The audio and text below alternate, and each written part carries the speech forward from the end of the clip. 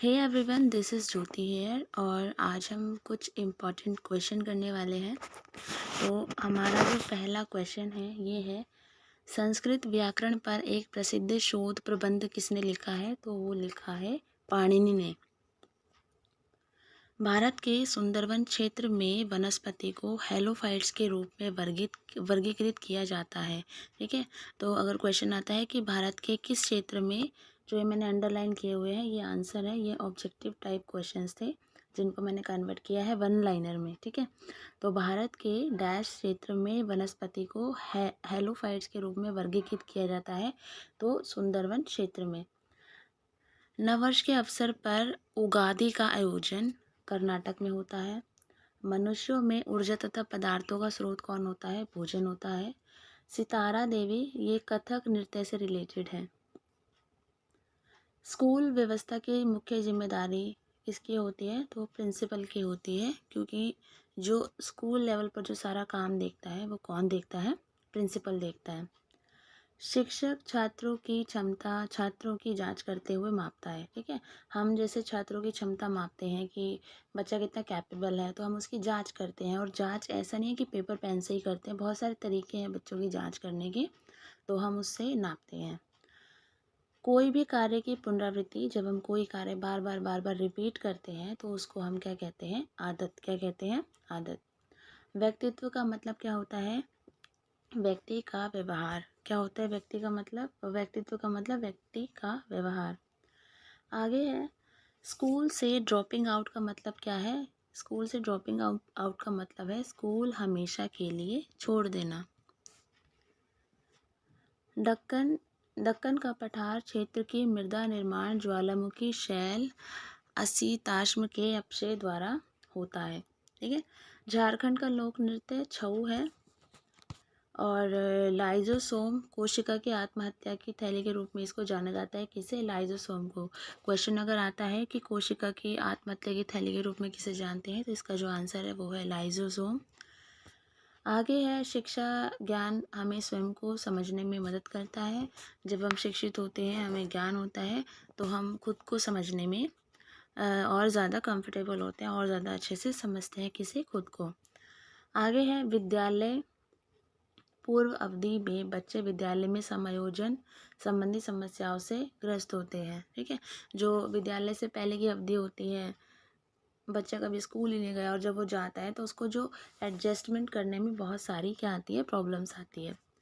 बच्चों की कल्पनाशीलता आयु संबंधी उनके रुझान को दर्शाती है। बच्चों की कल्पनाशीलता मतलब जब बच्चा इमेजिनेशन स्टार्ट करता है, कल्पना करता है, तो उससे क्या पता चलता है? उससे ये पता चलता है कि आयु संबंधी उसके रुझान मतलब उसकी रुचियाँ किस तरफ है। ठीक है, वो किस तरफ ज़्यादा सोचता है एज से रिलेटेड।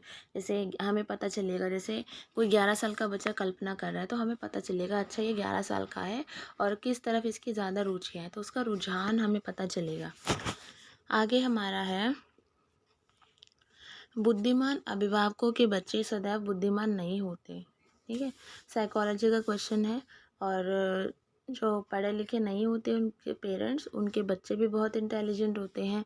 जैसे कि मेरे पेरेंट्स भी पढ़े लिखे, बिल्कुल भी पढ़े लिखे नहीं हैं, और इंटेलिजेंट तो नहीं कहूँगी बट हाँ हूँ थोड़ी बहुत। तो ऐसे ही जो बुद्धिमान अभिभावक होते हैं उनके बच्चे भी बुद्धिमान हो ऐसा नहीं है, और जो बिल्कुल अनपढ़ हो उनके बच्चे भी अनपढ़ हो ऐसा भी नहीं है। ठीक है, जो बुद्धिमान पेरेंट्स होते हैं उनके बच्चे हो भी सकते हैं बुद्धिमान और नहीं भी, और ऐसे ही जो अनपढ़ होते हैं उनके बच्चे अनपढ़ हो भी सकते हैं और नहीं भी। ठीक है, आगे है, क्योंकि ये इन्वायरमेंट का फ़र्क पड़ता है ना, जैसा बच्चे को इन्वायरमेंट मिलेगा उसी हिसाब से ग्रो करेगा। आगे है, शिक्षक द्वारा सदाचरण समाज में हो रहे नैतिक पतन को रोकने के लिए सर्वश्रेष्ठ विकल्प है।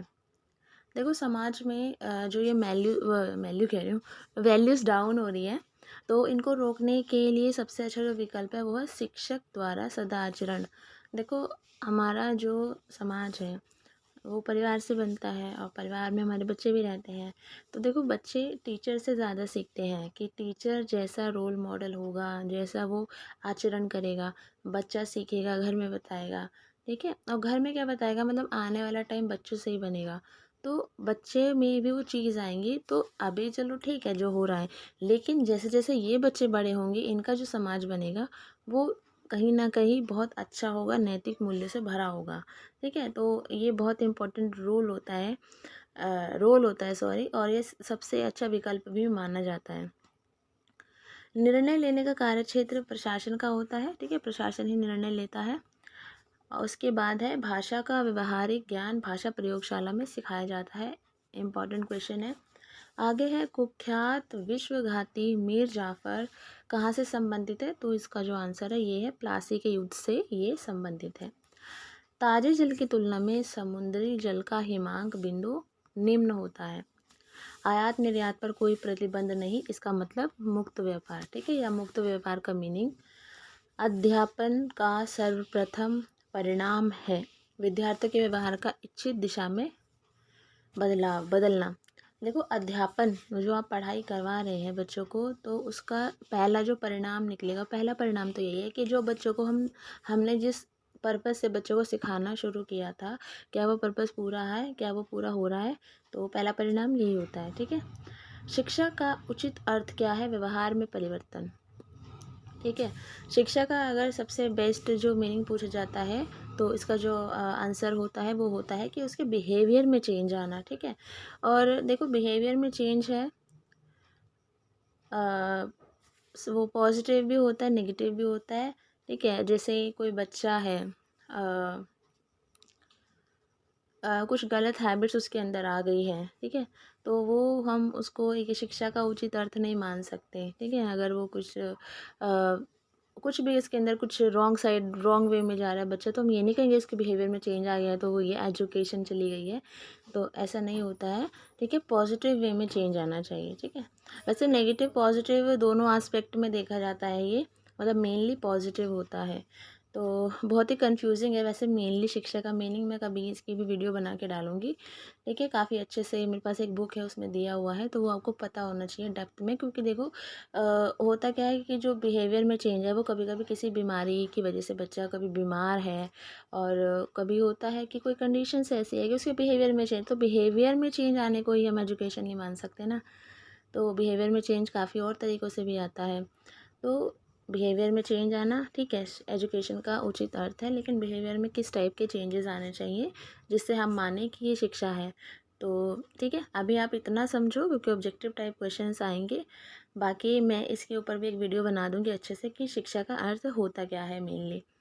आगे है सत्तावादी स्तर पर तालीम अध्यापक केंद्रित है। ठीक है, जो सत्तावादी स्तर होता है, ठीक है, जहाँ पर सत्ता चलती है तो वहाँ पर वो क्या होती है, अध्यापक केंद्रित होती है। जहाँ लोकतांत्रिक होती है तो वहाँ पर बच्चे के हित में होती है वो। ठीक है, जैसे जहाँ पे लोकतंत्र होता है वो लोगों के हित में होता है, ऐसे ही लोकतांत्रिक स्तर पर अगर हम शिक्षा या तालीम की बात करें तो वो बच्चे से रिलेटेड होती है, लेकिन सत्तावादी जहाँ होगी तो वो वहाँ पर अध्यापक केंद्रित होगी।